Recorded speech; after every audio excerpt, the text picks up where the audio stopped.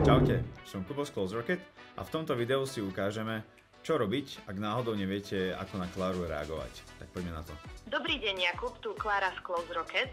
Chcete aktualizovať konkrétnu spoločnosť, alebo si prejdeme všetky, ktoré ste dnes riešili? Konkrétnu spoločnosť. Zadajte názov spoločnosti. Slovenská sporiteľňa. Našla som spoločnosť Slovenská sporiteľňa. Je to správna spoločnosť? Áno. Akú aktivitu ste už s touto spoločnosťou dokončili? Aké mám možnosti? Máte na výber z nasledujúcich možností: poslanie e-mailu alebo cenovej ponuky, uskutočnenie hovoru, stretnutie alebo obed, uzavretie obchodu, stratu klienta alebo plánovanie niečoho do budúcnosti.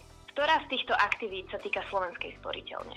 Tak sami ste počuli, ak neviete, ako na Kláru zareagovať, len sa jej spýtajte, aké má možnosti a ona vám ich povie. Dúfam, že toto video pomôže a majte sa pekne.